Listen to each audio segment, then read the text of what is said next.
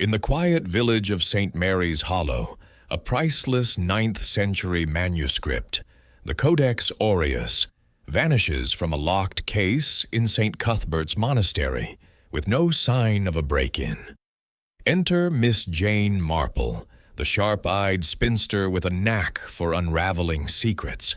As she sifts through clues, a nervous monk, a passionate scholar, a curious tourist, and a wealthy collector with a hidden key, suspicions swirl and motives deepen. With a brass shaving, a scrap of gold leaf, and her keen insight into human nature, Miss Marple uncovers a tale of greed and folly, proving that even in a sacred place, the truth can't stay hidden for long. Will she restore the Codex before it's lost forever? Chapter 1. The Vanishing Codex. The late afternoon sun cast golden rays through the leaded windows of the vicarage in St. Mary's Hollow, a quaint village tucked in the folds of the English countryside. Miss Jane Marple sat in a cushioned armchair, her knitting needles moving with the steady rhythm of a metronome, producing a soft click-clack that mingled with the ticking of the mantel clock. Across from her, in a worn leather chair, sat her old friend, the Reverend Clement, his brow furrowed and his hands clasped tightly around a chipped porcelain teacup.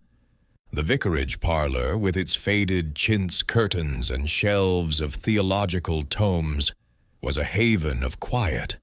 But today, an air of disquiet hung between them. "Jane," the Reverend began, his voice low and strained, "I scarcely know how to tell you this, but a most dreadful thing has happened at St. Cuthbert's Monastery. The Codex Aureus, a priceless manuscript, centuries old, has gone missing.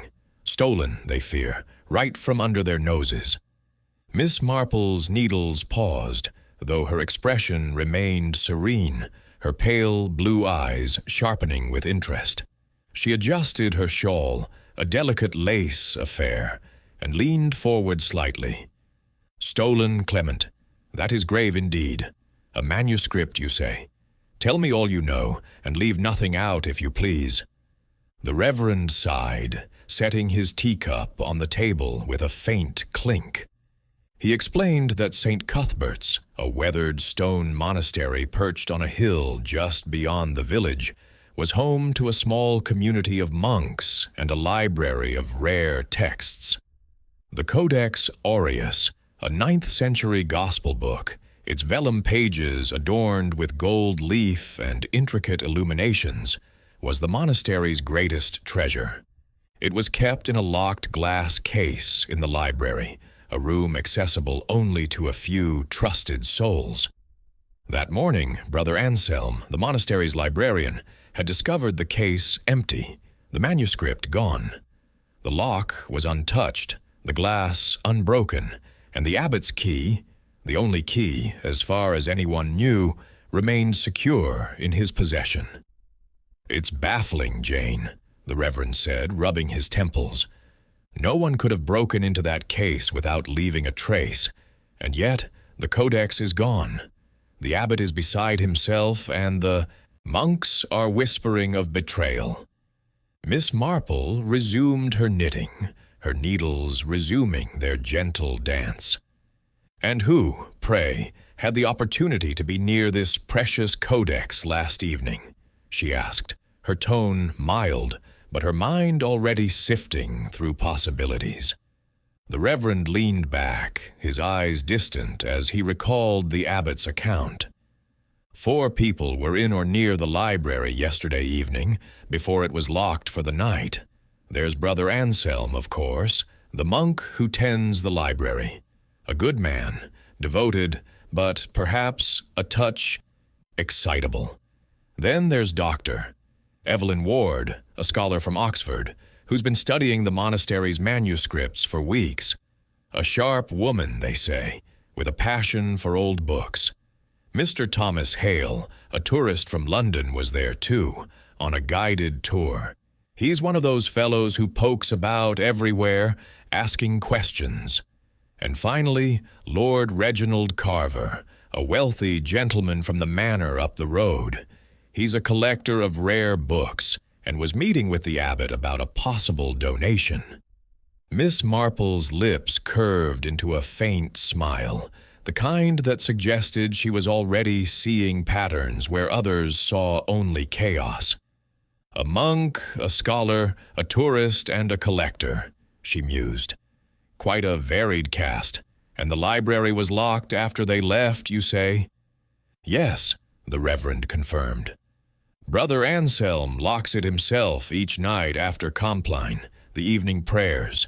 The abbot swears the key never leaves his side, and no one else could have entered. Miss Marple set her knitting in her lap, her fingers resting lightly on the soft wool. A locked case, an untouched lock, and a missing manuscript. How very intriguing. I think, Clement, I should like to see this monastery for myself. A little walk would do me good, and one never knows what one might notice in such a place. The Reverend's face brightened, a glimmer of hope breaking through his worry. Would you, Jane? Your knack for seeing through things? Well, it's remarkable. I'll telephone the abbot at once. As the Reverend bustled off to make arrangements, Miss Marple gazed out the window. At the distant silhouette of St. Cuthbert's, its ancient spire piercing the sky. Her thoughts drifted to her village of St. Mary Mead, where she had unraveled many a mystery by observing the small, telling details of human behavior. A monastery, she reflected, was not so different from a village, full of secrets, habits, and desires, all waiting to be understood. She picked up her knitting again, her mind already turning over the names of the 4 who had been near the codex. People, she murmured to herself, are always the key. Chapter 2. The Monastery's Secrets. The path to St. Cuthbert's Monastery wound through meadows dappled with late summer wildflowers, their colors softened by the haze of an English afternoon. Miss Jane Marple walked with a measured step, her sturdy shoes crunching on the gravel, her lace shawl draped neatly over her shoulders. Beside her, the Reverend Clement carried a small basket of provisions for the monks, a gesture of neighborly goodwill. The monastery loomed ahead, its ancient stones weathered to a silvery gray, its arched windows glinting like watchful eyes. Miss Marple's keen gaze swept over the scene, noting the ivy clinging to the walls, the faint chime of a bell from within, and the solitude that seemed to cloak the place like a mantle. As they approached the heavy oak door, it creaked open to reveal Father Gregory, the abbot, a tall man with a lined face and eyes that held both wisdom and weariness. His black robes hung loosely, and his hands, clasped before him, bore the faint ink stains of a scholar. "Miss Marple," he said, his voice warm but tinged with strain. "Reverend Clement has spoken highly of your insight. We are grateful you've come." Miss Marple inclined her head, her expression one of quiet humility. "I am merely a visitor, Father, but I find that a fresh pair of eyes can sometimes see what others miss. May we view the library where this unfortunate theft occurred?" Father Gregory led them through a cloistered courtyard, where monks in brown habits moved silently, tending herbs or murmuring prayers. The air was thick with the scent of lavender and old stone, and Miss Marple's sharp eyes caught the flicker of curiosity in the monks' glances. They entered a dim corridor, its walls adorned with faded tapestries depicting saints and martyrs, and arrived at the library door, a solid slab of oak banded with iron. The abbot produced a heavy key from a cord around his neck and unlocked it with a resonant click. The library was a cavernous room, its high ceiling vaulted with beams blackened by time.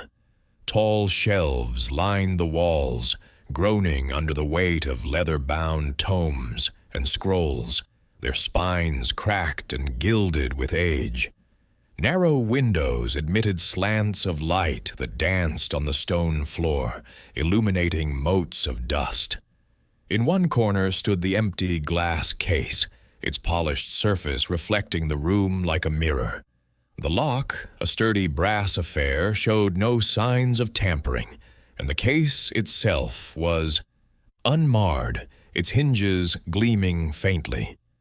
Miss Marple approached the case, her fingers tracing the air just above its surface, as if reluctant to disturb its pristine state. "A fine piece," she murmured, "and quite secure, I imagine. Tell me, Father, who has access to this room?" Father Gregory stood beside her, his hands clasped tightly. "Only a few," he said. "Brother Anselm, our librarian, spends most of his days here, cataloging and preserving our collection. The key to the library remains with me, though Brother Anselm holds it briefly when he locks up after evening prayers. The case itself has but one key, which I keep on my person at all times." He patted the cord beneath his robe, as if to reassure himself it was still there. Miss Marple's eyes lingered on the lock. "And last evening, who was present in this room before it was locked?" The abbot recounted the events with precision. At around 7 o'clock, Brother Anselm was at his desk, sorting manuscripts. Dr. Evelyn Ward, the scholar, was seated at a reading table, her notes spread before her as she examined a lesser manuscript. Mr. Thomas Hale, the tourist, had joined a small guided tour of the monastery and lingered in the library, his curiosity piqued by the ancient books.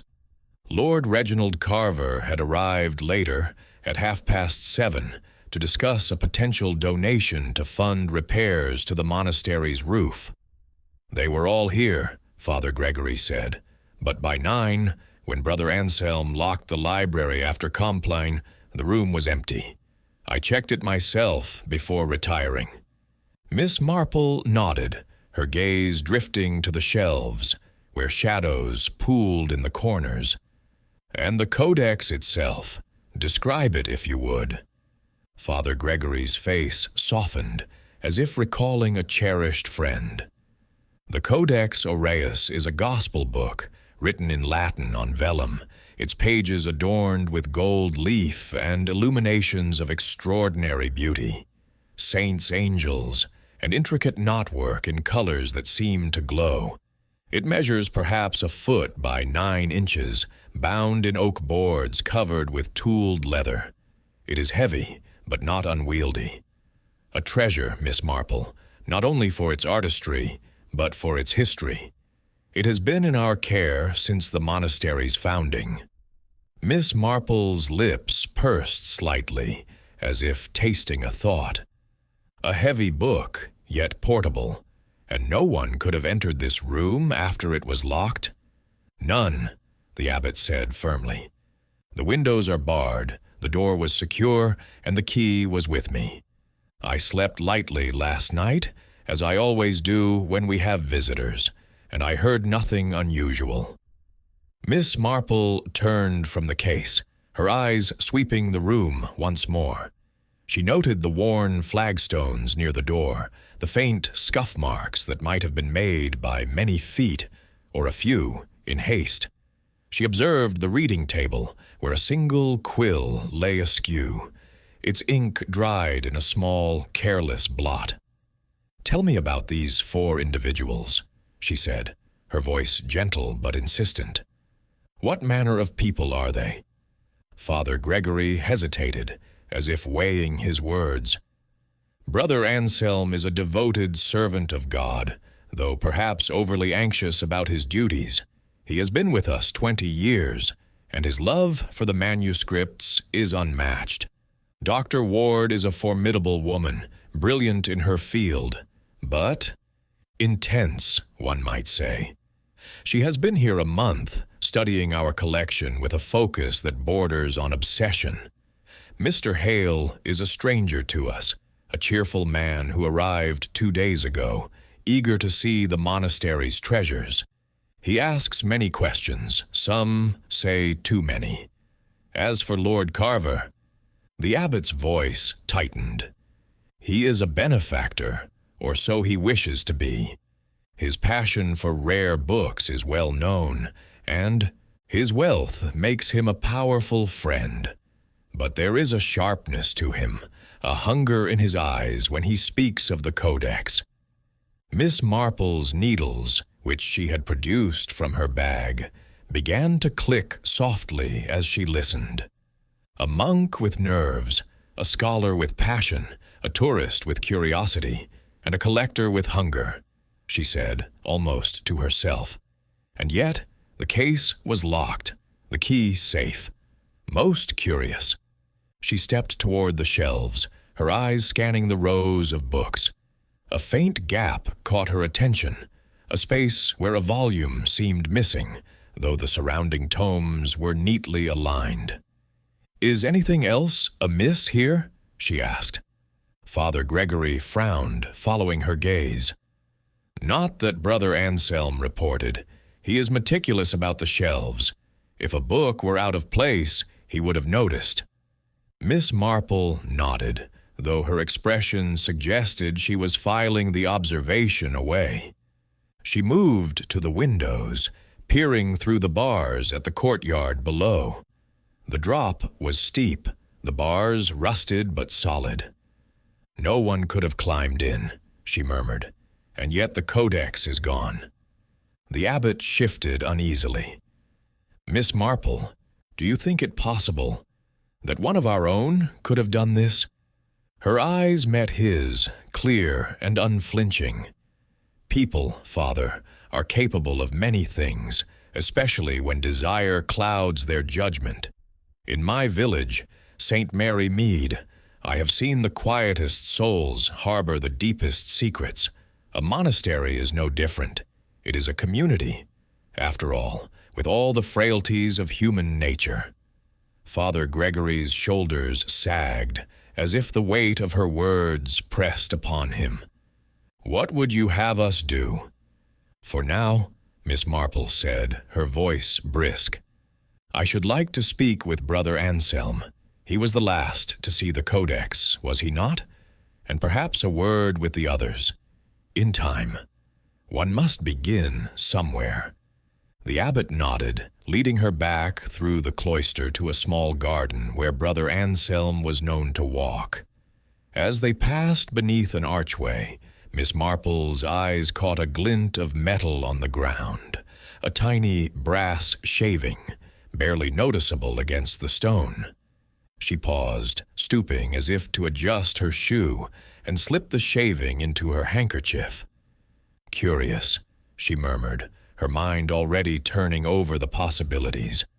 Brother Anselm awaited them in the garden, a slight man with a pinched face and hands that fidgeted with the cord of his habit. His eyes darted to Miss Marple, then away, as if fearful of scrutiny.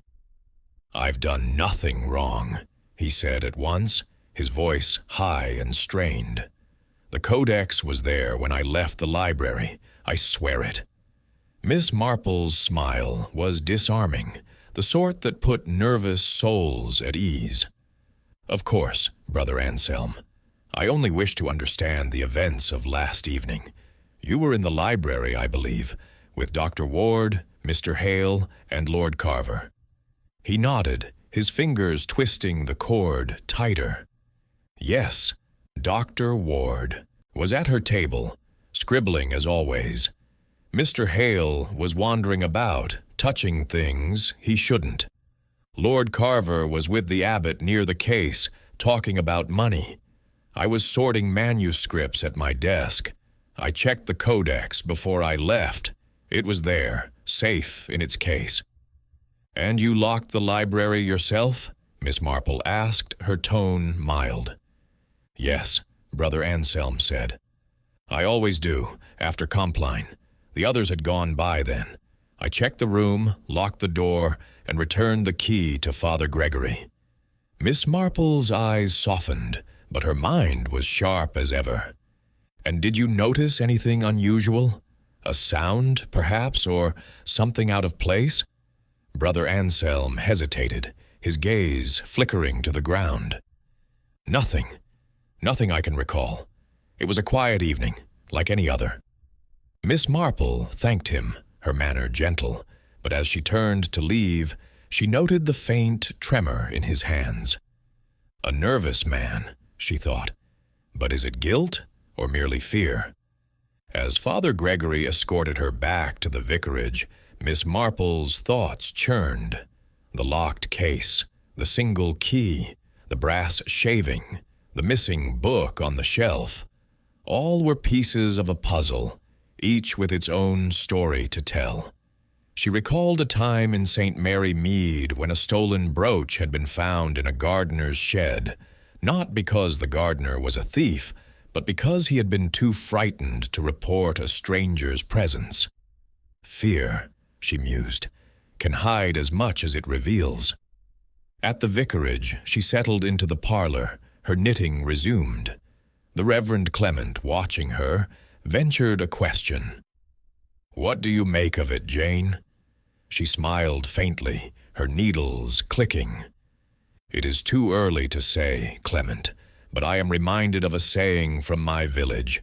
The quietest rooms hold the loudest secrets.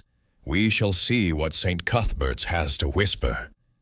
As the sun dipped below the hills, casting long shadows over St. Mary's Hollow, Miss Marple's mind was already at work, sifting through the details, waiting for the moment when the truth, like a dropped stitch, would reveal itself. Chapter 3. The Pious Monk. The morning air in St. Mary's Hollow carried a crisp edge, the kind that hinted at autumn's approach as Miss Jane Marple made her way back to St. Cuthbert's monastery.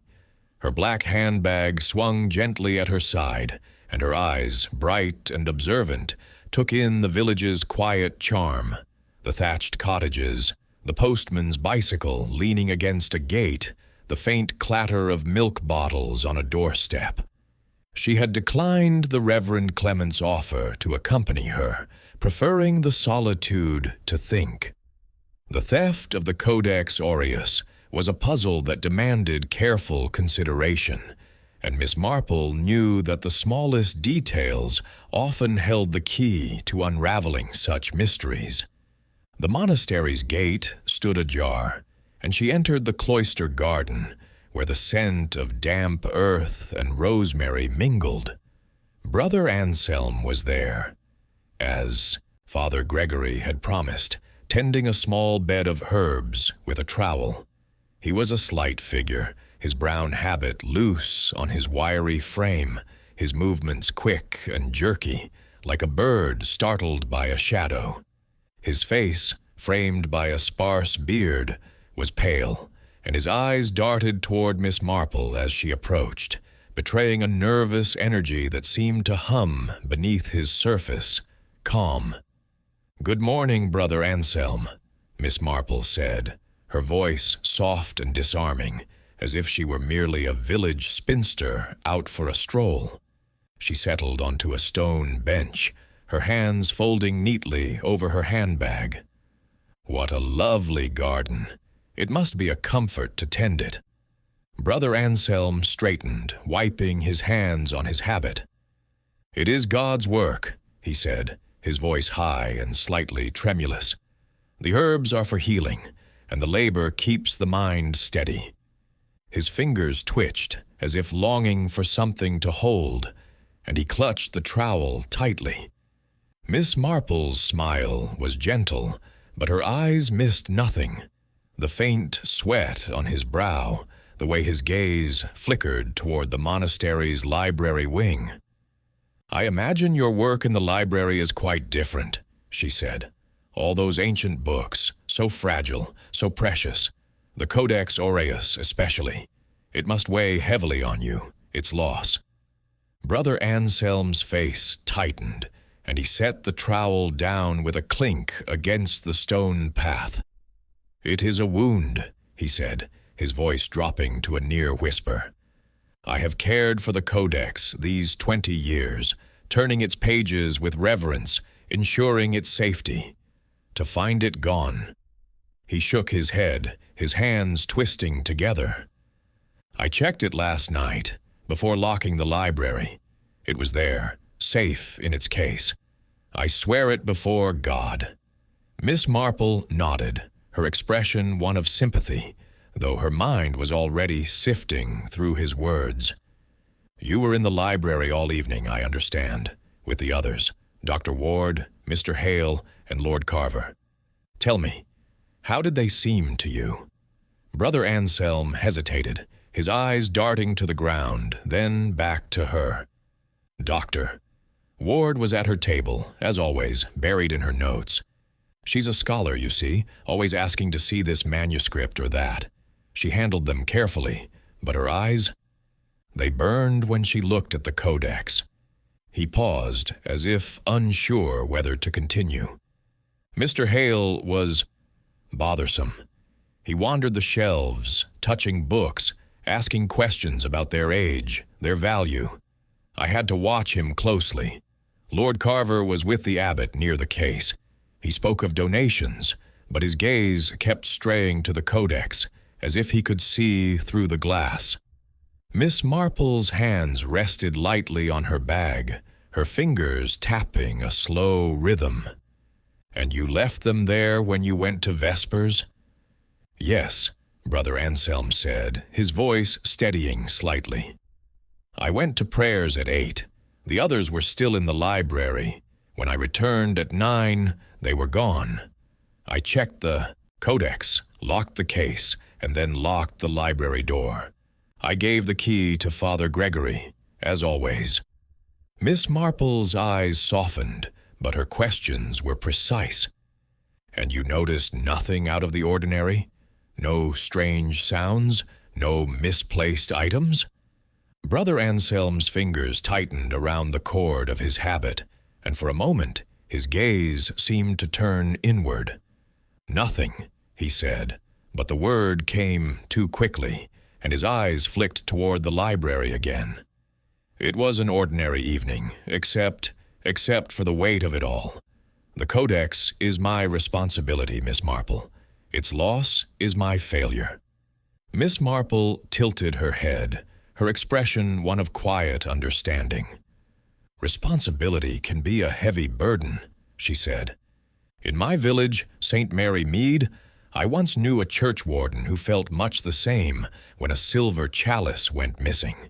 He blamed himself, though it turned out a magpie had taken a shine to it." She smiled faintly, as if inviting him to share in the lightness of the memory, but Brother Anselm's face remained taut. She rose from the bench, smoothing her skirt. "You've been most helpful, Brother Anselm. I shall trouble you no further for now. But tell me, do you ever leave the library unattended during the day?" "Rarely," he said, his voice firm. "If I must step away, I lock the door. The monks know not to enter without me, and visitors are always escorted." Miss Marple nodded, her eyes lingering on his hands, which still clutched the cord as if it were a lifeline. "Thank you," she said, and turned to leave, her steps slow and deliberate. As she passed through the cloister, she glanced back, noting how Brother Anselm returned to his herbs with a haste that suggested relief at her departure. Back in the village, Miss Marple paused at the post office to collect a letter from her nephew Raymond, her thoughts still on the monk. She recalled a young man in St. Mary Mead, a nervous sort like Brother Anselm, who had once hidden a neighbor's stolen watch, not because he was a thief, but because he feared being blamed. "Nerves," she murmured to herself, "can make a man seem guilty when he is merely afraid." she decided to visit the village inn next, where Dr. Evelyn Ward was staying. The inn, a low-beamed building with a sign depicting a golden fleece, bustled with the quiet hum of local gossip. Mrs. Baxter, the innkeeper's wife, greeted Miss Marple with a nod, her eyes gleaming with the eagerness of one who loved to share news. "You're here about the codex, aren't you?" she said, wiping her hands on her apron. "Terrible business. Dr. Ward's in the parlor if you're wanting her. She's been in a state since the news broke." Miss Marple thanked her and entered the parlor, a cozy room with a crackling fire and tables cluttered with teacups. Dr. Ward sat alone, her dark hair pulled back severely, her pen scratching furiously across a notebook. She looked up as Miss Marple approached, her eyes narrowing slightly as if assessing an intruder.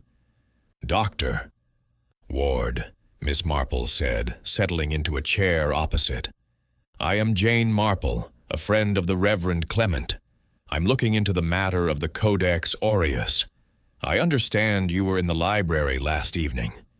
Dr. Ward set her pen down, her movements precise.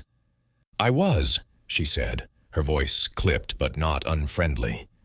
"I've been studying the monastery's manuscripts for weeks. The Codex was a masterpiece. Its loss is catastrophic for scholarship." Miss Marple's eyes twinkled with interest. "You must know it well, then. Did you see anything unusual last night?" Dr. Ward's lips pressed into a thin line. "Nothing specific. Brother Anselm was fussing at his desk as usual. Mr. Hale was poking about, asking inane questions about the books. Lord Carver was with the abbot, talking money, I suppose. I left at 8:30 to finish some work here." Miss Marple nodded, her hands folding over her bag. "And the Codex itself, you saw it in its case?" "Yes," Dr. Ward said, her tone firm. "It was there when I left. The case was locked, and I don't have a key. Only the abbot does, or so he says." Miss Marple's smile was gentle, but her mind was sharp. "You must feel its loss keenly, as a scholar." Dr. Ward's eyes flashed. "More than you can imagine. That manuscript is irreplaceable. If it's been sold to some private collector—" She trailed off, her fingers tightening around her pen. Miss Marple thanked her and rose, her thoughts turning to Brother Anselm's nervous hands, Dr. Ward's intensity, and the locked case that seemed to mock them all. As she stepped out into the village street, the church bell chimed, and she felt the pieces of the puzzle shifting in her mind. A monk's fear, a scholar's passion, she thought, and two others yet to meet. The truth, I think, lies in what they do not say. Chapter 4. The Scholar's Ambition. The village of St. Mary's Hollow lay bathed in the soft glow of a late summer afternoon, its cobbled streets quiet save for the occasional clatter of a cart or the laughter of children playing near the green. Miss Jane Marple, her black handbag tucked under her arm, walked with purpose toward the Golden Fleece Inn, where Dr. Evelyn Ward, the Oxford scholar, was staying. The inn's ivy-clad facade and mullioned windows exuded a rustic charm, but Miss Marple's thoughts were far from the picturesque. The theft of the Codex Aureus was a knot of intrigue, and Dr. Ward, with her sharp mind and deep knowledge of manuscripts, was a thread that needed careful examination. Inside, the inn's parlor was a haven of warmth, with a fire crackling in the hearth and the scent of polished wood mingling with brewing tea. Dr. Ward sat at a corner table, her dark hair pinned tightly, her face bent over a notebook filled with dense, meticulous handwriting. A stack of reference books teetered beside her, their titles proclaiming obscure studies of medieval texts. She looked up as Miss Marple approached, her gray eyes narrowing slightly, as if weighing the older woman's intent. "Good afternoon, Doctor Ward," Miss Marple said, settling into a chair with the ease of one accustomed to making herself at home. Her voice was gentle, almost deferential, but her eyes held a quiet intensity. "I hope I'm not interrupting your work. I am Jane Marple, a friend of the Reverend Clement, looking into the unfortunate business at the monastery." Dr. Ward closed her notebook with a deliberate snap, her expression guarded but polite. "I've heard of you," she said, her voice crisp, with the faintest trace of a northern accent. "The Reverend mentioned a village lady with a knack for solving puzzles. I suppose you want to know about last night."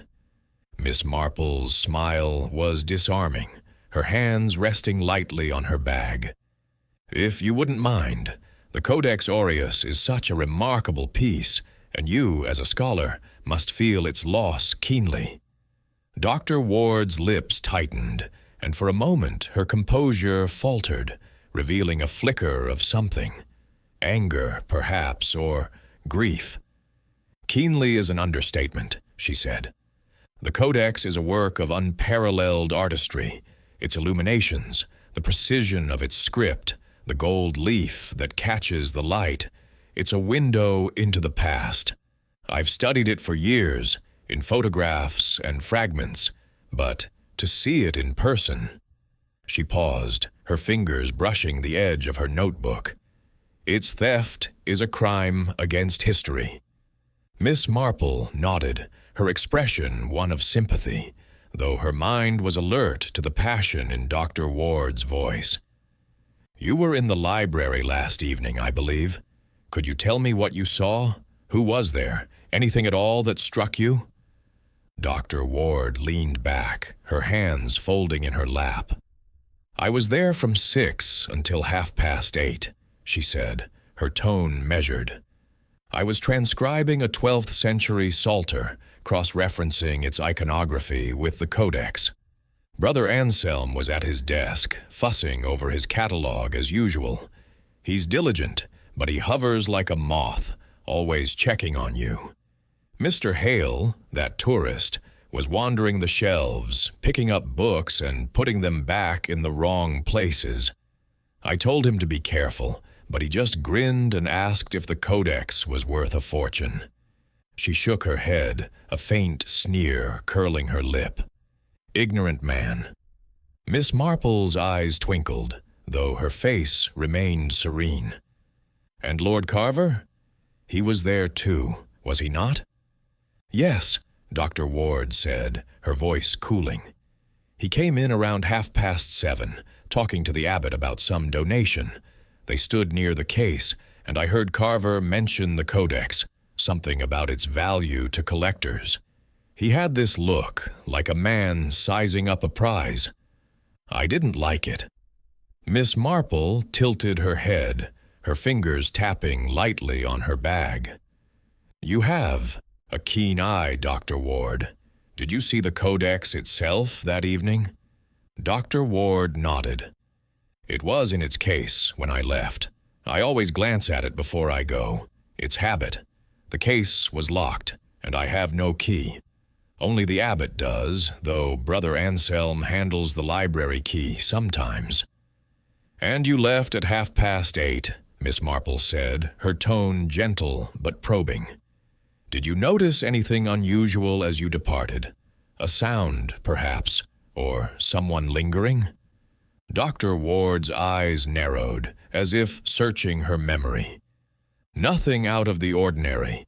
The library was quiet, except for Mr. Hale's chatter. Brother Anselm was still at his desk when I left, and Lord Carver was with the abbot near the door. I came straight back here to work on my notes." She gestured to the notebook, as if to prove her point. Miss Marple's smile was encouraging, but her mind was already turning over the details.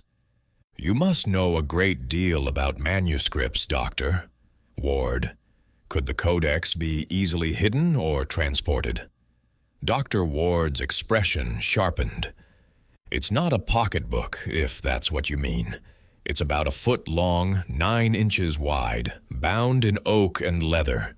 It weighs perhaps 5 pounds, cumbersome, but not impossible to carry. A determined thief could slip it into a bag or under a coat, provided they had access to the case. She paused, her gaze locking onto Miss Marple's. But the lock wasn't broken, was it? That's what puzzles me. Miss Marple nodded, her thoughts drifting to the brass shaving she had found in the cloister. Indeed, she said, a locked case, an untouched lock, and yet the codex is gone. Most curious. She paused, then added, You've been at the monastery for some weeks. Have you ever noticed anything irregular about the library's security? Dr. Ward's brow furrowed, and for a moment she seemed to weigh her response. The monks are careful, but they're not infallible. Brother Anselm is meticulous, but he's easily flustered. I've seen him leave the library door ajar once or twice when he steps out to fetch something. And the abbot, for all his vigilance, wears that key around his neck like a badge. Anyone could see where it's kept.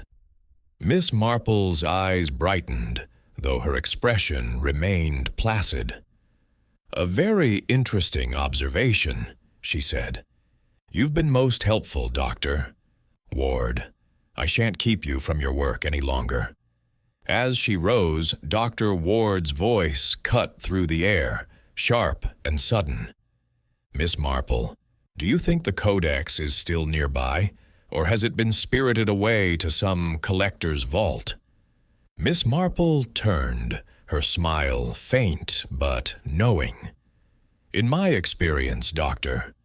Ward, stolen things are often closer than one thinks. People are careless with their secrets, just as they are with their treasures.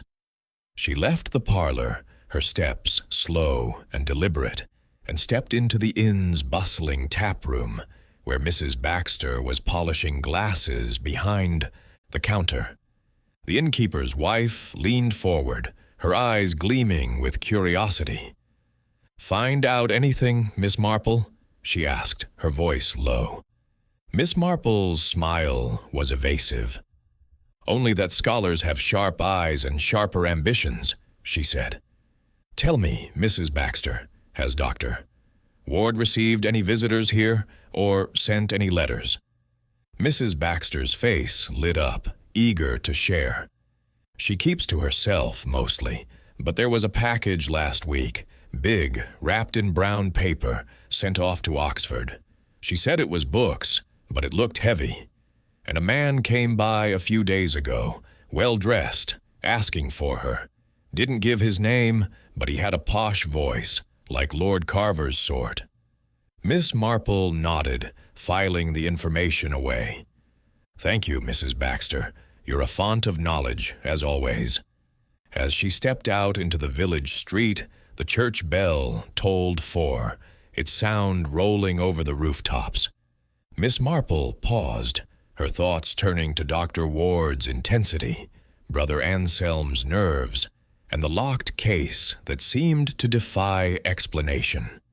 She recalled a time in St. Mary Mead when a young teacher, passionate about her work, had been suspected of stealing a school fund, only to be cleared when her fervor was revealed as mere zeal, not greed. "Passion," Miss Marple murmured, "can look much like guilt, but it is not always so." She decided her next step would be to speak with Mr. Thomas Hale, the tourist whose curiosity had irritated Dr. Ward. As she walked toward the inn's guest register to inquire about his room, her mind sifted through the threads of the mystery, the locked case, the brass shaving, Dr. Ward's package, and the nameless visitor. Someone, she thought, is not what they seem, and in a village or a monastery, the truth has a way of slipping out. Chapter 5. The Curious Visitor. The Golden Fleece Inn stood at the heart of St. Mary's Hollow, its sign creaking faintly in the breeze as Miss Jane Marple approached. The afternoon sun cast long shadows across the village square, gilding the cobblestones and the inn's weathered facade. Her steps were unhurried, her black handbag swinging gently, but her mind was as sharp as ever, turning over the threads of the Codex Aureus mystery. Dr. Ward's intensity and Brother Anselm's nerves had painted a picture of tension in the monastery's library, and now Miss Marple sought Mr. Thomas Hale, the tourist whose curiosity had irritated the scholar and drawn the monk's watchful eye. Inside the inn, the tap-room buzzed with the low hum of locals nursing pints and exchanging gossip. Mrs. Baxter, the innkeeper's wife, was wiping down the counter, her eyes brightening at the sight of Miss Marple. "Back again, Miss Marple," she said, her voice warm with curiosity. "Looking for Mr. Hale, I reckon. He's in the garden, taking tea, a chatty sort, that one. Always asking questions." Miss Marple smiled, her expression one of quiet gratitude. "Thank you, Mrs. Baxter. A chatty man can sometimes say more than he intends." She made her way through the tap-room, noting the glances of villagers who recognized her as the Reverend's friend, their whispers trailing in her wake. The inn's garden was a small, walled enclosure, its tables shaded by an ancient yew. Mr. Thomas Hale sat alone at a wrought-iron table, a teapot and a plate of scones before him. He was a broad-shouldered man in his 50s, with a ruddy face and a mop of graying hair that gave him a boyish air. His tweed jacket was slightly rumpled, and a camera hung around his neck, marking him unmistakably as a tourist. He looked up as Miss Marple approached, his face breaking into a jovial grin. "Well, now, you must be Miss Marple," he said, rising to offer a chair. "The Reverend mentioned you'd be poking about. Care for a cuppa? The scones are cracking." Miss Marple settled into the chair, her hands folding neatly over her handbag. "How kind of you, Mr. Hale," she said, her voice soft and disarming. "I understand you were at St. Cuthbert's last evening, in the library. A dreadful business, this theft." Hale's grin faltered, though his eyes remained bright. "Dreadful, aye. That codex, what a thing, all gold and glitter, locked up like a king's ransom. Never thought I'd see the day it'd go missing." He poured tea with a flourish, his hands steady, but his tone a touch too hearty. Miss Marple accepted the cup, her eyes never leaving his face. "You have an interest in old books, then?" she asked, her tone light, as if making polite conversation. "Oh, not like the scholars," Hale said, chuckling. "I'm just a nosy bugger, love a bit of history. Old churches, castles, monasteries. I can't get enough. St. Cuthbert's is a gem, all those dusty tomes and stone walls. I was on a tour, see, and lingered in the library. Couldn't help myself." Miss Marple's smile was encouraging, though her mind was sifting his words. "And who else was there with you?" Hale leaned back, scratching his chin. "Let's see. That monk, Brother Anselm, was fussing about, eyeing me like I might nick something. Dr. Ward was scribbling away, all serious-like. Didn't care for me much, told me to stop touching the books." He grinned, unperturbed. "And Lord Carver was there, chatting with the abbot near that glass case. Looked like he wanted to buy the place, the way he was carrying on." Miss Marple's fingers tapped lightly on her bag. "You saw the codex, I presume? In its case?" "Aye, from a distance," Hale said. "Gleaming through the glass it was. Didn't get close. Brother Anselm was watching me like a hawk. I left just before 9, headed to the chapel to snap a few photos. Gorgeous stained glass, that." Miss Marple nodded, her eyes noting the camera, its lens cap dangling loosely. "You must have a keen eye for detail with that camera of yours. Did anything strike you as odd in the library? A sound, perhaps? Or someone acting out of sorts?" Hale's brow furrowed, and for a moment his jovial mask slipped, revealing a flicker of calculation. "Can't say I noticed much. It was quiet, save for Doctor Ward muttering to herself and Brother Anselm shuffling papers. Lord Carver seemed a bit intense, staring at that case, but nothing funny, far as I could tell. Miss Marple's smile remained gentle, but her thoughts were racing. "You left for the chapel at 9, you say. Did you see anyone else as you left the library?" Hale shook his head, spreading jam on a scone. "Not a soul. The place was emptying out. Monks off to their prayers, I suppose. I wandered the chapel till it got dark, then came back here for a pint." Miss Marple sipped her tea, her mind turning over his easy manner. The camera, the quick dismissal of anything unusual. She recalled a man in St. Mary Mead, a cheerful grocer who had once wandered into a neighbor's garden, claiming curiosity, only to be found later with stolen roses in his shed. Curiosity, she thought, can be a mask for something else. "Thank you, Mr. Hale," she said, rising. "You've been most helpful. I hope you enjoy the rest of your stay in St. Mary's Hollow." Hale grinned, raising his teacup. "Oh, I will. And good luck catching your thief, Miss Marple. Sounds like a proper caper." As she left the garden, Miss Marple paused by the inn's gate, her eyes scanning the village street. The camera intrigued her, not for its pictures, but for what it might conceal. A lens cap could hide a small tool, perhaps, or a note. And Hale's breezy demeanor felt just a touch too practiced. She made a mental note to ask Mrs. Baxter about his comings and goings. Back in the tap room, Mrs. Baxter was eager to chat. "Mr. Hale's a lively one," she said, leaning over the counter. "Always out with that camera, snapping photos of everything, church, monastery, even the old mill. He sent a parcel yesterday, said it was souvenirs for his sister in London. Big envelope it was." Miss Marple's eyebrows rose slightly. "An envelope, you say? How interesting. Did he receive any visitors?" "Not that I saw," Mrs. Baxter said, "but he's often out late, wandering. Says he likes the night air." Miss Marple thanked her and stepped into the street, her thoughts swirling. Hale's curiosity, Doctor, Ward's package, Brother Anselm's nerves, and the locked case formed a tapestry of clues, each thread leading somewhere, or nowhere.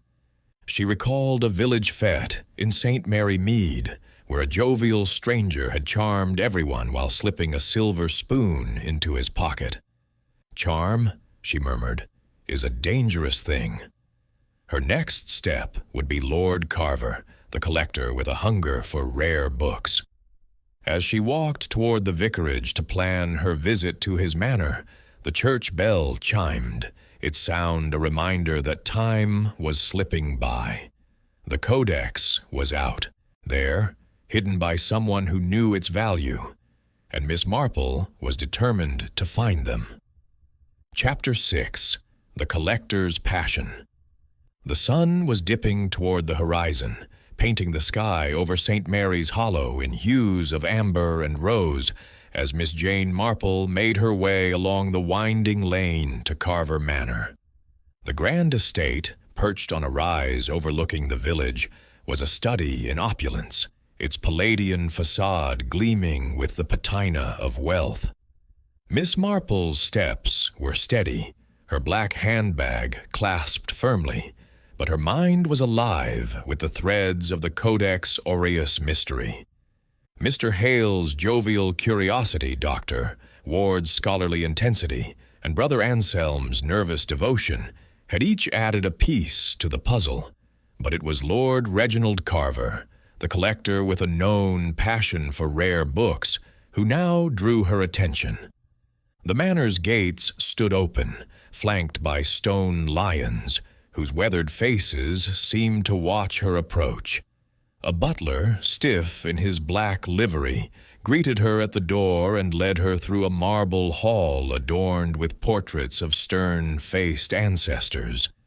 The air was heavy with the scent of beeswax and old money, and Miss Marple's keen eyes noted the gleam of polished silver and the faint creak of ancient floorboards beneath the plush carpets. Lord Carver awaited her in a drawing-room that doubled as a private library, its walls lined with glass-fronted cabinets filled with leather-bound volumes.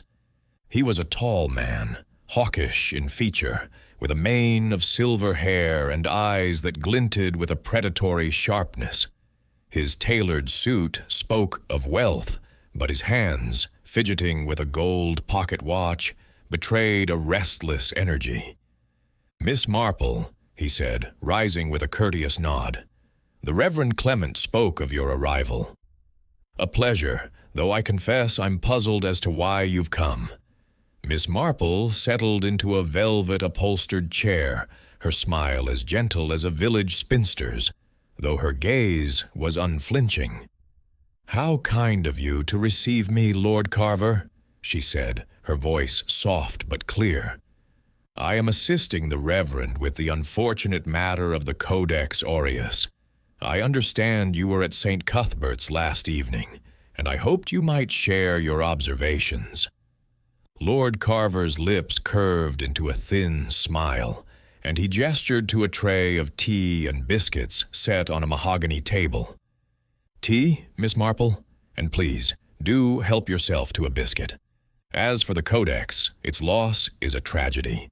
A manuscript of such rarity, gold leaf, vellum, 9th century craftsmanship, belongs in a place of honor, not stolen by some common thief." Miss Marple accepted a cup, her hands steady as she stirred in a lump of sugar. "You speak of it with such admiration," she said. "I'm told you collect rare books yourself. This must be a fine collection." Her eyes swept the room, lingering on the cabinets, where manuscripts gleamed behind glass. One cabinet, she noted, had a gap on its middle shelf, a space just large enough for a volume the size of the Codex. "Indeed," Lord Carver said, his voice warming with pride. "I've spent decades gathering these treasures, incunabula, illuminated psalters, first editions. Each is a piece of history." He rose and unlocked a cabinet, drawing out a slim volume bound in crimson leather.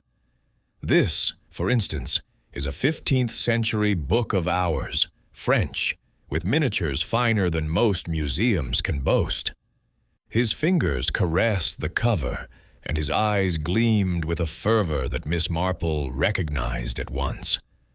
"How splendid," she said, her tone admiring but her mind alert. "The Codex, I imagine, would be the jewel of such a collection." Lord Carver's hand paused, and for a moment his smile faltered. "Undoubtedly," he said, returning the book to its place and locking the cabinet with a decisive click. "But I'd never stoop to theft, Miss Marple. I acquire my pieces through legitimate means, auctions, private sales. The Codex belongs to the monastery, and I respect that." Miss Marple sipped her tea, her eyes never leaving his face. "Of course," she said. "But you were in the library last evening, were you not? Perhaps you saw something that might help us."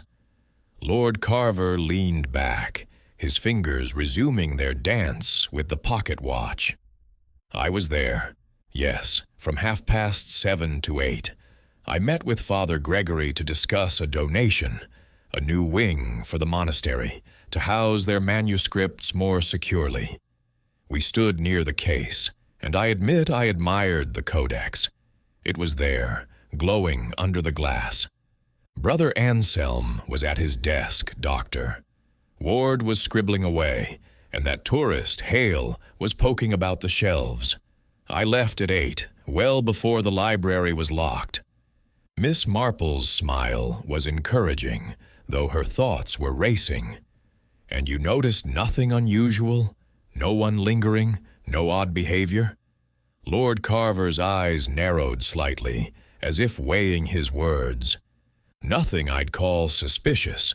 Brother Anselm seemed agitated, but he always is. Dr. Ward was absorbed in her work. Too absorbed, perhaps. Hale was a nuisance, touching books he had no business touching. But nothing more. Miss Marple nodded, her gaze drifting to the gap in the cabinet. "Your collection must require great care," she said. "Do you ever have trouble with locks or keys? They can be so temperamental." Lord Carver's fingers stilled on the watch, and for a fraction of a second, his expression tightened. "My cabinets are secure," he said. "I have a locksmith on retainer for any issues. But the monastery's case, that's another matter. A single key, kept by the abbot, seems a risky system." "Indeed," Miss Marple said, her tone thoughtful. "A single key is a curious choice for such a treasure." She recalled the brass shaving she had found in the cloister, its significance still unclear, but nagging at her mind. "You've been most helpful, Lord Carver.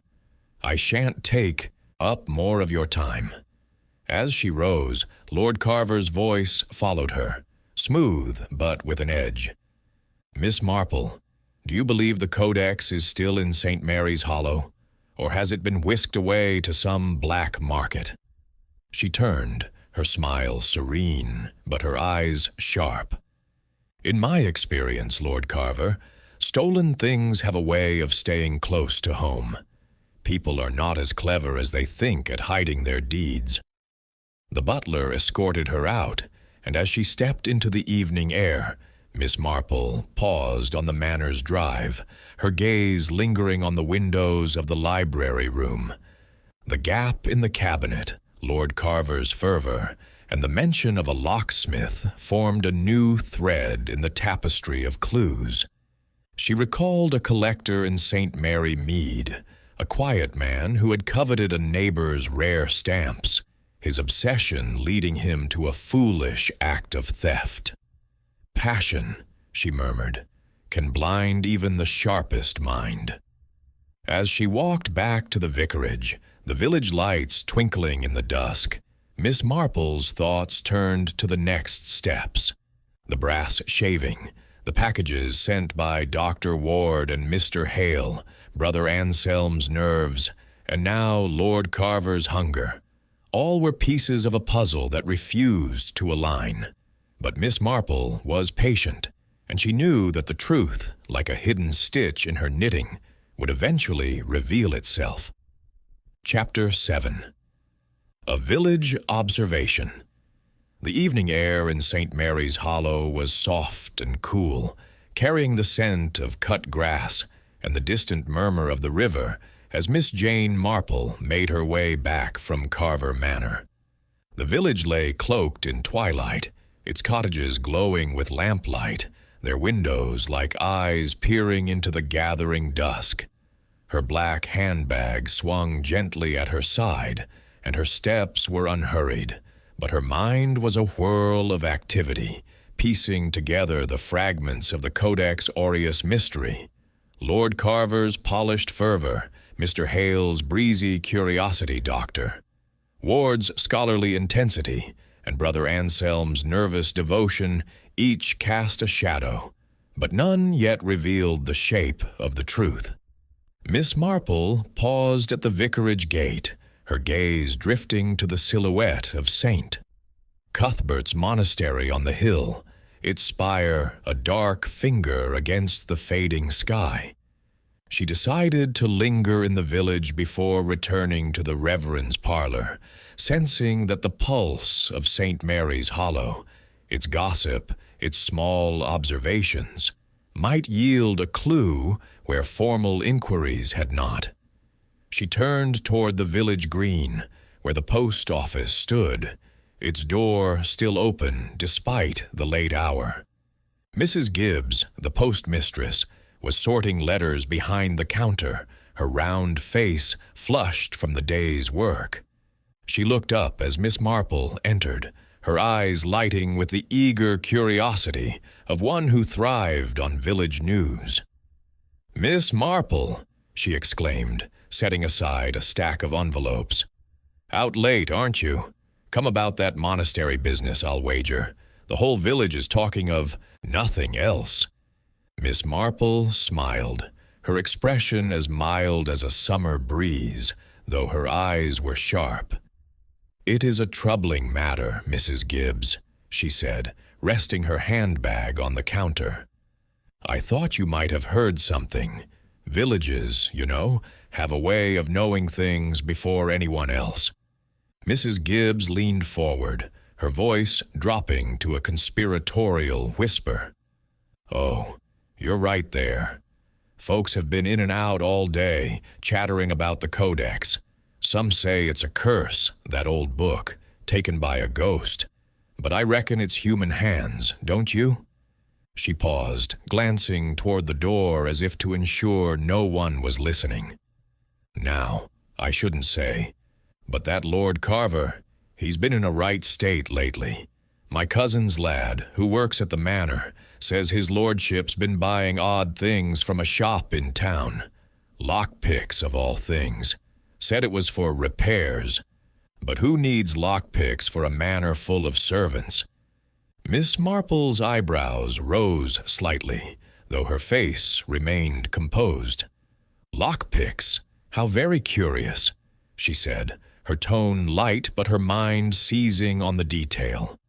The brass shaving she had found in the monastery's cloister flashed in her memory, its significance growing sharper. "Has Lord Carver been sending or receiving anything unusual through the post?" Mrs. Gibbs shook her head, her fingers sorting letters with practiced ease. "Not that I've seen, but he's private, that one. Sends his own man to the town post office for important things. But Dr. Ward, now, she sent a heavy parcel to Oxford last week. Books, she said. And Mr. Hale posted a big envelope yesterday. For his sister, he claimed. Souvenirs, I suppose, though it looked bulky for postcards." Miss Marple nodded, her thoughts racing. "And Brother Anselm? Does he ever come here?" "Rarely," Mrs. Gibbs said. "Monks don't post much, but he was in a fortnight ago, sending a letter to a bookbinder in London. Nervous as a cat, he was, kept looking over his shoulder." Miss Marple thanked her, her mind cataloguing the postmistress's words. As she stepped back into the street, the village green was quiet, save for the soft hoot of an owl in the distance. She settled onto a bench beneath a spreading oak, her hands resting on her handbag as she let her thoughts unfold. The lockpicks tied to Lord Carver were a tantalizing clue, suggesting a means to bypass the monastery's locked case. Dr. Ward's parcel and Mr. Hale's envelope raised questions. Could the Codex, heavy but portable, have been smuggled out in such a way? And Brother Anselm's letter to a bookbinder hinted at a connection to the world of rare books, though his nerves suggested fear rather than guilt. She recalled a time in St. Mary Mead when a village shopkeeper, known for her sharp tongue, had unwittingly revealed a thief's identity by mentioning a stranger's purchase of a crowbar. "The smallest things," Miss Marple murmured, "can unravel the tightest knots." Her nephew Raymond, with his literary flair, often said that human nature was a map, and villages like St. Mary's Hollow were its key.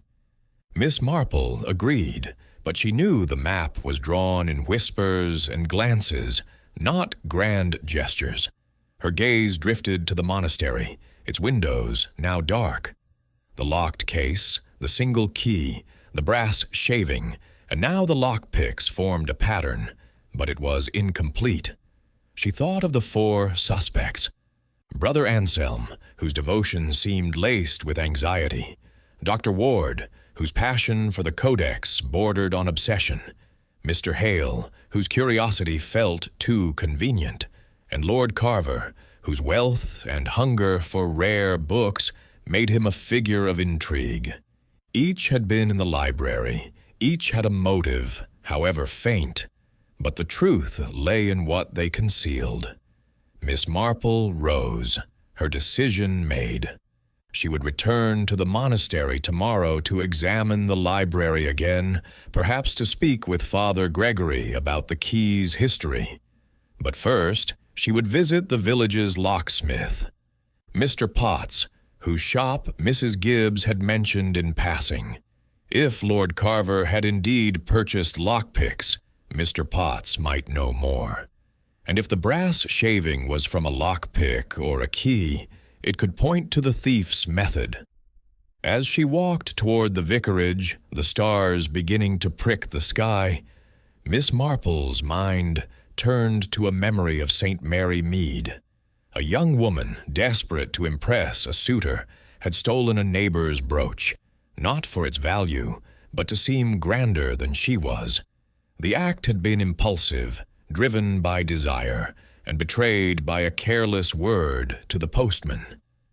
Desire, Miss Marple thought, is a dangerous spark, and someone in St. Mary's Hollow has let it flare. The vicarage loomed ahead, its windows warm with light. The Reverend Clement would be waiting, eager for her thoughts, but Miss Marple knew the puzzle was far from solved. She paused at the gate, her eyes lingering on the monastery's distant silhouette. "The truth," she murmured, "is like a village. It hides in plain sight, if only one knows where to look." Chapter 8. The Key to the Mystery. The morning mist clung to the meadows of St. Mary's Hollow, softening the outlines of St. Cuthbert's Monastery as Miss Jane Marple made her way along the familiar path. Her black handbag was tucked under her arm, and a faint breeze stirred her lace shawl. But her thoughts were as sharp as the dawn, cutting through the haze of the Codex Aureus mystery. The lockpicks linked to Lord Carver, the parcels sent by Dr. Ward and Mr. Hale, Brother Anselm's anxious letter to a bookbinder, and the brass shaving from the cloister. All were threads in a tapestry that was beginning to take shape. Yet the heart of the puzzle remained the locked case, its key supposedly singular and secure in the abbot's possession. The monastery's gate creaked as she entered, and Father Gregory met her in the cloister, his face etched with the strain of sleepless nights. His robes swished softly against the stone path, and his hands, clasped before him, betrayed a slight tremor. "Miss Marple," he said, his voice low but warm, "your presence is a comfort, though I fear we are no closer to finding our treasure." Miss Marple's smile was gentle, her eyes bright with quiet determination. "Patience, Father, often reveals what haste conceals," she said. "I should like to see the library again, if I may, and perhaps ask a question or two about that key of yours." Father Gregory nodded, leading her through the shadowed corridors to the library. The heavy oak door yielded to his key, and they stepped into the familiar room, its shelves heavy with ancient tomes, its air thick with the scent of vellum and dust. The empty glass case stood in its corner, a silent accusation, its brass lock gleaming under the slanting light from the barred windows. Miss Marple approached it, her fingers hovering just above the glass, her gaze fixed on the lock's intricate mechanism. "This key," she said, turning to the abbot. "You've said it is the only one. Has it ever been out of your sight even for a moment? Or has it ever been—" Replicated? Father Gregory's brow furrowed, and he drew the iron key from the cord around his neck, holding it as if it were a sacred relic. Never, he said firmly. It has been in my care since I became abbot, and before that, my predecessor kept it just as closely. It is unique, forged for this case alone. No one could have made a copy without my knowledge. Miss Marple's eyes lingered on the key, noting its heavy, ornate design, the kind that spoke of craftsmanship from a bygone era. And yet, she said softly, almost to herself, the codex is gone, and the lock is untouched. Most curious. She recalled the brass shaving, now safely tucked in her handkerchief, and Mrs. Gibbs's tale of Lord Carver's lockpicks. A duplicate key, she thought, would explain much, but it would require access to the original, or a very skilled hand. She turned to the abbot, her tone mild but probing. Has the monastery ever employed a locksmith, Father? Perhaps for repairs to this case or the library door. Father Gregory hesitated, his fingers tightening around the key. Years ago, he said, when the case was first installed, a locksmith from the village, Mr. Potts, I believe, adjusted its mechanism. But that was long before my time, and the key has not left my possession since. Miss Marple nodded, her mind racing. And Lord Carver, she said, he has been a benefactor to the monastery. Has he ever shown an interest in the case itself or its security? The abbot's expression darkened slightly. He has offered to fund improvements, a new wing, better locks, but he has never asked about the key specifically. His interest is in the manuscripts, particularly the codex. He spoke of its beauty often, almost possessively. Miss Marple's smile was faint, but her thoughts were sharp. Possession, she murmured, is a powerful motive. She moved to the library's shelves, her eyes scanning the rows of books, recalling the faint gap she had noticed before. Father, has Brother Anselm reported any other books missing, or anything out of place? No, Father Gregory said, though his tone held a trace of uncertainty. He is meticulous, but I can ask him to check again. Miss Marple thanked him and asked to be left alone for a moment to examine the room. As the abbot departed, she paced slowly, her gaze sweeping the flagstones, the reading table, the windows. She paused by the table, where a single quill still lay askew, its ink dried in a careless blot. Bending down, she peered beneath the table, her fingers brushing the floor. There, caught in a crack between the stones, was a tiny scrap of paper, no larger than a postage stamp, its edge torn and its surface bearing a faint trace of gold leaf. She slipped the scrap into her handkerchief alongside the brass shaving, her heart quickening. Gold leaf, she thought, like the codex. It was a small clue, but in St. Mary Mead she had once solved a theft by finding a single pearl in a garden path. Small things, she knew, could speak volumes. Leaving the monastery, Miss Marple made her way to the village, her steps purposeful. Mr. Potts's locksmith shop was a narrow building near the green, its sign faded, but its windows bright with the glow of a forge. Mr. Potts, a wiry man with hands blackened by years of work, greeted her with a nod, wiping his fingers on a rag. "Miss Marple," he said, "heard you're sniffing out that monastery trouble. What can an old locksmith do for you?" Miss Marple's smile was disarming, her tone that of a kindly aunt. "I'm curious, Mr. Potts, about the locks at St. Cuthbert's. I understand you worked on the manuscript case years ago. Did you ever make a duplicate key for it?" Mr. Potts's face tightened, and he set the rag down, his eyes narrowing. "That was nigh on 20 years ago," he said. "I fitted the lock, aye, but the monks only wanted one key. Lord Carver, though, he was around back then. Not lord yet, mind you, but keen on the monastery. He asked me to make a second key, said it was for safekeeping, in case the abbot lost his. I did it, but I gave it to him, not the monks.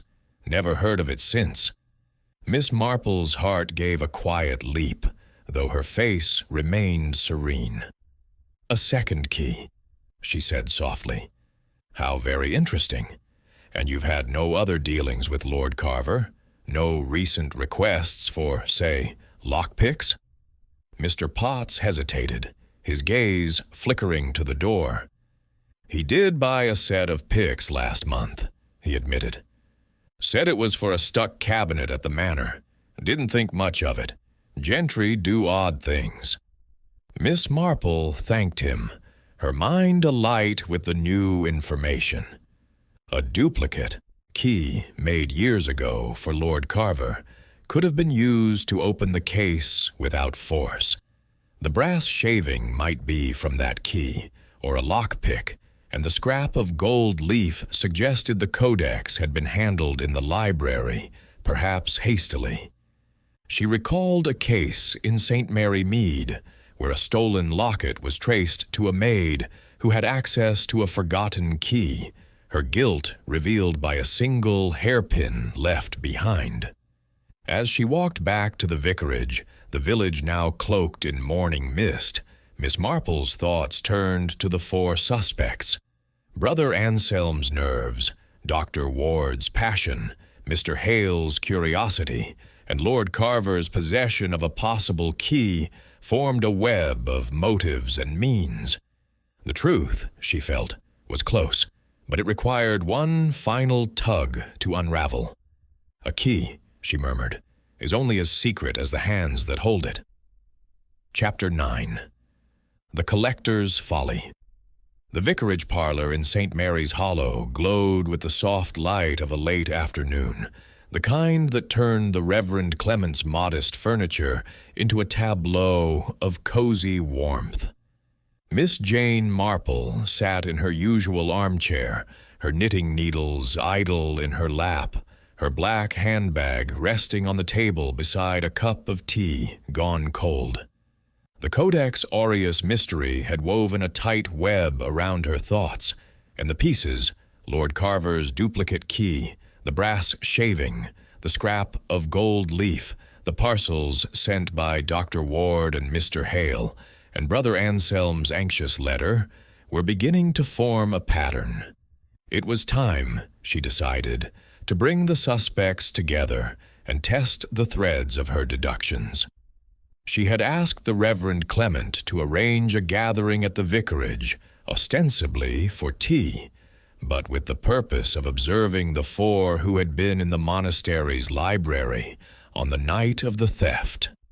Father Gregory had agreed to bring Brother Anselm, and invitations had been sent to Dr. Evelyn Ward, Mr. Thomas Hale, and Lord Reginald Carver. As the clock on the mantel struck 4, the parlor door opened, and the suspects began to arrive, each bringing their own air of unease or defiance.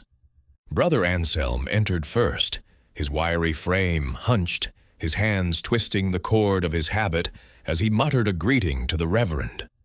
Dr. Ward followed, her dark hair severe, her gray eyes scanning the room with a scholar's precision. Mr. Hale bounded in with his usual joviality, his camera swinging from his neck, though his grin seemed a touch forced. Lord Carver was last, his hawkish features composed, but his fingers fidgeting with his gold pocket watch, betraying a tension that Miss Marple's sharp eyes did not miss. "Thank you all for coming," Miss Marple said, her voice gentle, but carrying the quiet authority of one accustomed to unraveling secrets. She gestured to the chairs arranged around the parlor table, where a tray of sandwiches and scones sat untouched. I thought it best we discuss the matter of the Codex Aureus together. Its loss is a wound to Saint Cuthbert's, and I believe we can shed light on it by sharing what we know." Brother Anselm's face paled, and he sank into a chair, his fingers clutching his cord. "I've told all I know," he said, his voice high and strained. "The Codex was in its case when I locked the library, I swear it." Dr. Ward's lips tightened, and she folded her arms. "I saw it too, at 8:30, before I left. The case was locked, and I had no key. This is a waste of time." Mr. Hale chuckled, though it sounded hollow. "Can't say I saw much, Miss Marple. Just a tourist, me, snapping photos and admiring the place. Left for the chapel before 9, like I told you." Lord Carver's smile was thin, his eyes glinting as he leaned back in his chair. "A charming gathering, Miss Marple, but I fail to see the point. I was with the abbot discussing a donation and left at 8. The Codex was safe then." Miss Marple's gaze moved from one to the other, her expression serene, but her mind sharp as a needle. "Indeed," she said, "you were all in the library, and the Codex was there when you left. Yet it is gone, and the case was not forced. Let us consider how such a thing could happen." She paused, her hands folding over her handbag. "The case had a single key, kept by Father Gregory, but I have learned from Mr. Potts the locksmith that a duplicate was made years ago at the request of Lord Carver for safekeeping." Lord Carver's fingers stilled on his watch, and a flush crept up his neck. "That was decades ago," he said, his voice tight. "I gave the key to the monastery. I have no knowledge of it now." Miss Marple's smile was gentle, but her eyes held his. "Yet you purchased lockpicks recently, Lord Carver, from Mr. Potts, and a brass shaving, such as might come from a key or a lockpick, was found in the cloister. Most curious, don't you think?" Brother Anselm's hands trembled, and he looked away, while Dr. Ward's eyes narrowed, her gaze flicking to Lord Carver. Mr. Hale shifted in his seat, his grin fading. "Now, hold on," Hale said. "You're not saying his lordship nicked it, are you?" Miss Marple ignored the interruption, her voice calm but relentless. "Brother Anselm, your devotion to the Codex is clear, but your nerves suggest you fear something, perhaps blame for a lapse in vigilance. Dr. Ward, your passion for the manuscript is admirable, but your parcel to Oxford raises questions. Mr. Hale, your curiosity seems innocent, yet your bulky envelope to London is intriguing. And Lord Carver, your love for rare books is well known, and that gap in your cabinet, just the size of the Codex, tells a story." Lord Carver's face darkened, and he rose, his voice sharp. "This is outrageous. I am no thief, Miss Marple. My collection is legitimate, and I resent the implication." Miss Marple's eyes softened, but her tone was firm. "Sit down, Lord Carver. I have seen many a collector in my time, in St. Mary Mead and elsewhere. Passion can lead to folly, and I believe you succumbed to it. The duplicate key, kept all these years, allowed you to enter the library after it was locked, perhaps returning after your meeting with the abbot. You opened the case, took the Codex, and hid it in your manor, intending to keep it as the jewel of your collection." The room fell silent, the air thick with tension. Brother Anselm's breath came in short gasps. "Doctor." Ward's eyes blazed, and Mr. Hale's camera swung slightly, as if he longed to flee. Lord Carver's face was ashen, his hands clenched. "You have no proof," he said, but his voice wavered. Miss Marple reached into her handbag and produced her handkerchief, unfolding it to reveal the brass shaving and the scrap of gold leaf. "This shaving," she said, "was found in the cloister near the library. And this gold leaf, caught beneath a table, matches the codex's illuminations. They suggest someone handled the manuscript in haste, perhaps dropping it as they left." Lord Carver sank back into his chair, his defiance crumbling. I meant to return it," he stammered. "It was a moment of weakness. The codex was too beautiful, too perfect. I took it, yes, with the old key, but I swear I planned to give it back." Miss Marple's smile was faint, almost pitying. "Greed, Lord Carver, is a dangerous thing. It blinds us to what is right." Father Gregory, who had been listening silently, rose, his face a mix of relief and sorrow. "The codex, where is it now?"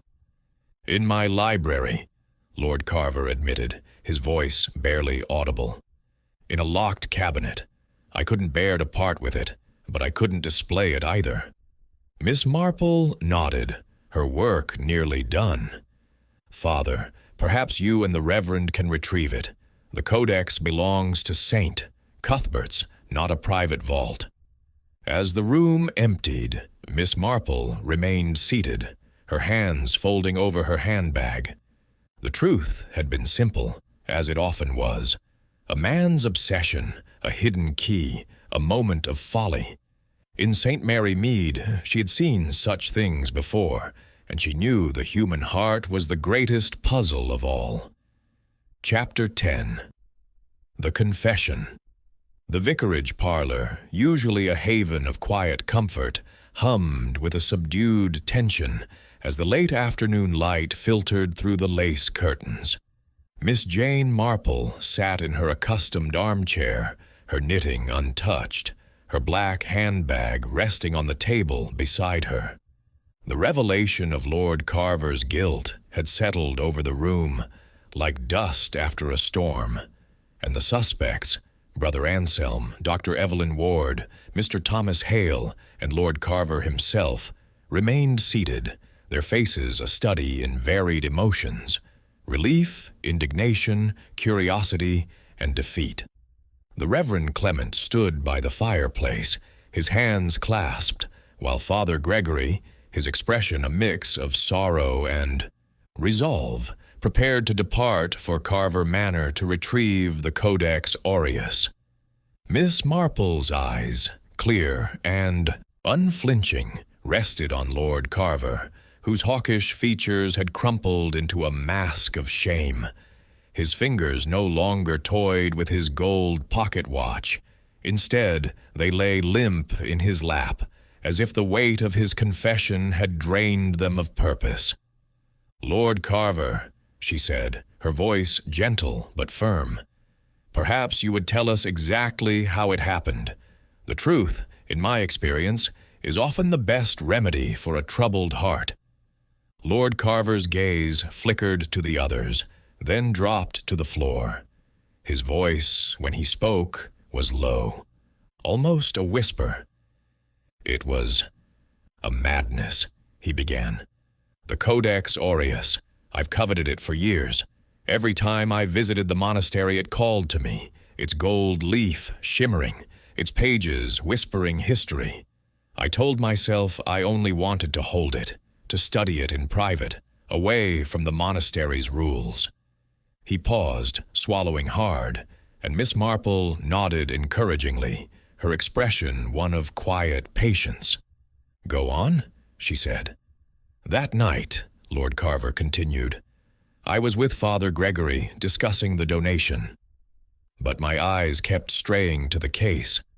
I knew about the duplicate key, made years ago, when I was younger, and thought I might one day persuade the monks to sell.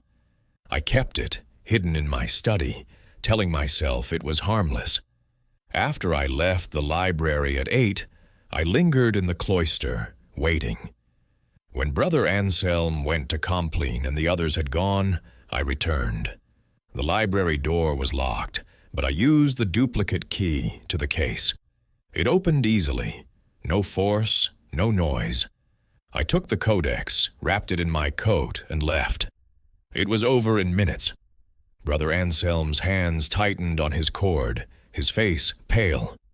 "You betrayed our trust," he said, his voice trembling with indignation. "That codex is sacred." Dr. Ward's eyes blazed, but she said nothing, her lips pressed into a thin line. Mr. Hale shifted uncomfortably, his camera swinging slightly, his usual grin absent. "Blimey," he muttered. "All that for a book?" Miss Marple's gaze remained on Lord Carver. "And you hid it in your manner," she said, not a question, but a statement. "In that empty space, in your cabinet, I presume?" Lord Carver nodded, his shoulders sagging. "Yes, I locked it away, telling myself I'd return it after I'd had time with it. But each day I found another excuse. It was madness, as I said. I knew it was wrong, but the codex, it's unlike anything in my collection." Miss Marple's smile was faint, almost pitying. "In my village, St. Mary Mead, I once knew a man who stole a neighbor's painting, not for money, but because he couldn't bear to see it in another's hands. He, too, meant to return it, but desire is a treacherous thing, Lord Carver. It clouds the mind." Father Gregory stepped forward, his voice steady but heavy. "The codex must be returned at once. I will accompany you to the manor, Lord Carver, to ensure it is safe." Lord Carver rose, his movements slow, as if the weight of his actions pressed upon him. "It is safe," he said. "I took great care. You'll find it in the locked cabinet in my library, second shelf, behind a false panel." Miss Marple's eyes twinkled, though her expression remained serene. "A false panel," she said softly. "How prudent. And the key to the cabinet?" "In my desk drawer," Lord Carver said, his voice barely audible. "I'll show you." As Father Gregory and the Reverend Clement prepared to leave with Lord Carver, Miss Marple turned to the others. "Brother Anselm, Doctor, Ward, Mr. Hale, thank you for your patience. The codex will soon be back where it belongs, and I trust we can all put this matter behind us." Brother Anselm nodded, his hands still trembling, but his face softened by relief. Dr. Ward's expression was unreadable, though her eyes lingered on Lord Carver with a mix of contempt and pity. Mr. Hale forced a smile, adjusting his camera. "Quite a show, Miss Marple," he said. "You've got a knack for this." Miss Marple inclined her head, her smile gentle. "I only observe, Mr. Hale. People, you see, are much the same everywhere, whether in a village or a monastery. Their hearts betray them, sooner or later." As the suspects filed out, Miss Marple remained in the parlor, her thoughts turning over the confession. The duplicate key, the brass shaving, the gold leaf, all had pointed to Lord Carver, but it was his own words that sealed the truth. She recalled a time in St. Mary Mead when a young poet, enamored of a rare book, had borrowed it without permission, only to confess when confronted with a single clue, a smudge of ink on his cuff. "The heart," she murmured, "is the truest witness." She rose, her handbag in hand, and glanced out the window at the darkening sky. The codex would be returned, and St. Cuthbert's would heal. But Miss Marple knew her work was not yet done. A few loose threads remained: Dr. Ward's parcel, Mr. Hale's envelope, Brother Anselm's letter, and she would see them tidied before she left St. Mary's Hollow. Chapter 11.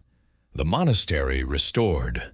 The morning sun bathed St. Mary's Hollow in a golden haze, its rays filtering through the ancient oaks that lined the path to St. Cuthbert's Monastery. Miss Jane Marple walked with her usual measured step, her black handbag tucked under her arm, her lace shawl catching the light breeze.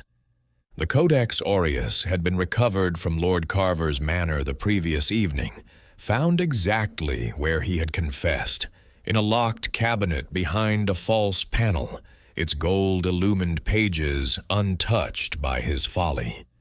The news had spread swiftly through the village, carried on the wings of gossip, and a quiet relief settled over the community, though whispers of Lord Carver's disgrace lingered like morning mist. At the monastery, Father Gregory greeted Miss Marple at the gate, his lined face softened by gratitude.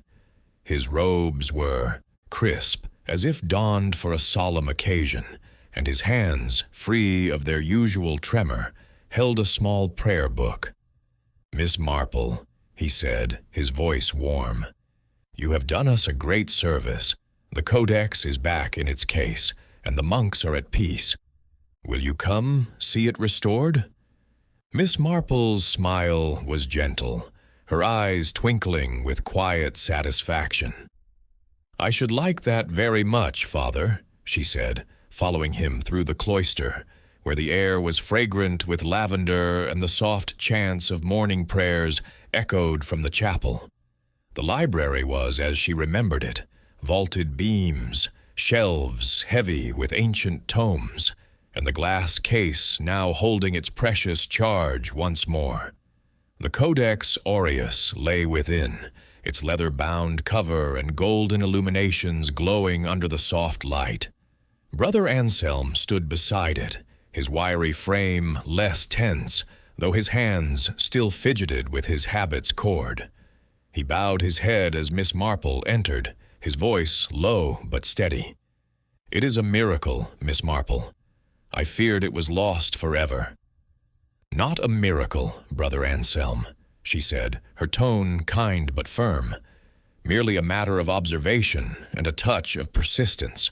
The Codex was never far, only hidden by one man's weakness." Father Gregory gestured to the case, its brass lock gleaming as if to proclaim its victory over the thief. "We have added a second lock," he said, "and the key will now be kept in a safer place, known only to myself and one trusted brother. This will not happen again." Miss Marple nodded, her gaze lingering on the Codex. "A wise precaution," she said. "In my village, St. Mary Mead, we learned to lock our church silver after a chalice went missing. Small measures can prevent great losses." As they left the library, Miss Marple paused in the cloister, her eyes catching the spot where she had found the brass shaving. The scrap of gold leaf, too, had been a silent witness, and she wondered briefly about the other threads: Dr. Ward's parcel, Mr. Hale's envelope, Brother Anselm's letter. She had inquired discreetly that morning at the post office, learning that Dr. Ward's package contained only academic notes sent to a colleague, and Mr. Hale's envelope held photographs, as he had claimed. Brother Anselm's letter to the bookbinder was a routine request for repair supplies, nothing more. The loose ends, it seemed, were merely the clutter of village life, not the work of thieves.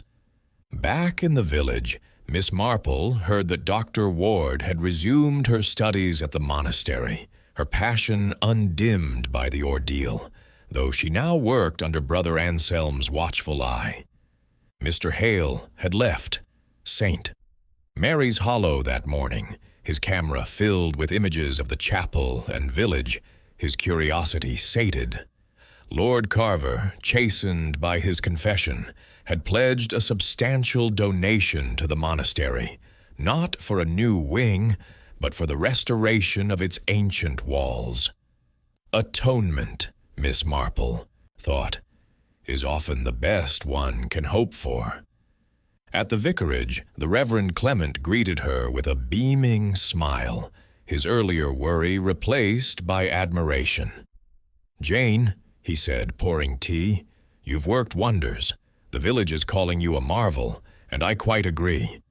Miss Marple's needles clicked softly as she resumed her knitting, her expression one of quiet modesty. "Nonsense, Clement," she said. "I only listened and looked. People are much the same, whether in a monastery or a village like St. Mary Mead. Their desires, their fears, they leave traces, if one knows where to find them." She thought of a time in St. Mary Mead when a stolen brooch had been returned after a young girl's confession, prompted by nothing more than a kind word and a steady gaze. "The heart," she murmured, "always speaks if one is patient enough to hear." As the sun climbed higher, Miss Marple sipped her tea, content that the codex was safe and the mystery resolved. But her mind, ever restless, wondered what secrets St. Mary's Hollow might yet hold, waiting for her to unravel. Chapter 12. A Quiet Departure. The train station at St. Mary's Hollow was a modest affair, its platform dusted with fallen leaves as the late morning sun cast a gentle glow over the village. Miss Jane Marple stood beside her small suitcase, her black handbag tucked under her arm, her lace shawl neatly draped over her shoulders. The Codex Aureus was safely restored to St. Cuthbert's Monastery. Lord Carver's confession had closed the case, and the village was settling back into its familiar rhythm. Yet Miss Marple's sharp eyes, as they scanned the platform, held a quiet vigilance, as if the world might yet offer one last puzzle before she left. The Reverend Clement stood beside her, his face wreathed in gratitude.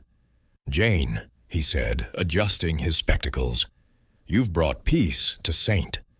Mary's Hollow. The monks are singing your praises, and the village won't soon forget your cleverness." Miss Marple's smile was faint, her hands resting lightly on her handbag. "You're too kind, Clement," she said, her voice soft but firm. "I only did what any observant person might, looked at the small things, a brass shaving, a scrap of gold leaf, a man's hesitation. They tell the story, if one listens." The train's whistle sounded in the distance, and Miss Marple's thoughts turned to the case. Lord Carver's duplicate key, kept for years in secret, had been the linchpin, allowing him to slip into the library unnoticed after Compline. The brass shaving, likely from his fumbling with the lock and the gold leaf, dislodged in his haste, had pointed to his guilt. Dr. Ward's parcel, Mr. Hale's envelope, and Brother Anselm's letter had proved innocent, mere distractions in the village's web of gossip. Yet each had taught her something. Passion, curiosity, and fear could obscure the truth, but they could also illuminate it.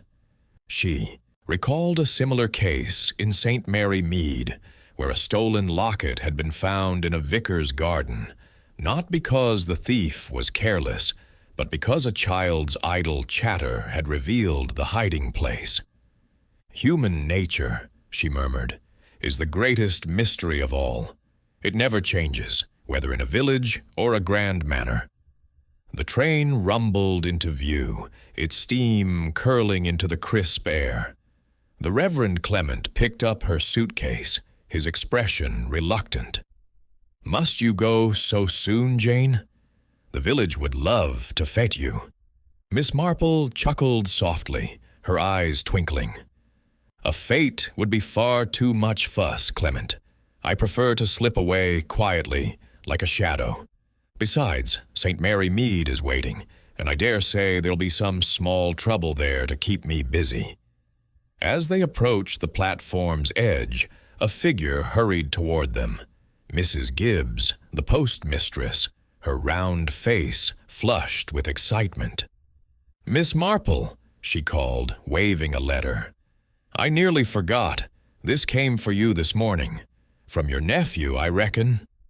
Miss Marple took the letter, her fingers brushing the familiar handwriting of Raymond West. "Thank you, Mrs. Gibbs," she said, slipping it into her handbag. "You've been a great help, you know. Villages always know more than they think." Mrs. Gibbs beamed, then leaned closer, her voice dropping. "They say Lord Carver's leaving for London, shamed out of the manor, and Dr. Ward's planning a book on the Codex. As for that Mr. Hale, he's off to York, snapping pictures of cathedrals. All's well that ends well, eh?" Miss Marple nodded, her smile enigmatic. "Indeed," she said. "But endings are only beginnings in disguise, Mrs. Gibbs." The train screeched to a halt, and the Reverend Clement handed her suitcase to the porter. Miss Marple boarded, settling into a window seat, her knitting bag at her side. As the train pulled away, she gazed out at St. Mary's Hollow, its cottages and spires fading into the green hills. The Codex was safe, the mystery solved, but her mind lingered on the human frailties that had sparked it. Lord Carver's greed, Brother Anselm's fear, Dr. Ward's ambition, Mr. Hale's restless curiosity. They were, she thought, not so different from the souls in St. Mary Mead.